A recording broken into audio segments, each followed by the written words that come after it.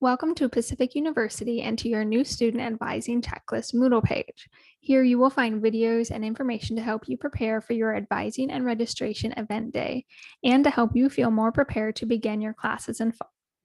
Moodle is Pacific's online learning system, so you will get used to using Moodle for many of your classes at Pacific. Reach out to Advising Center at pacificu.edu if you have any questions along the way. Try to complete the activities in this first section before your advising and registration event day, so that way you can make the most of that time. After you complete one activity, it will unlock the next one. So you'll want to start with the intro video, watch the embedded YouTube video here, and then go back to the main page and mark it as complete.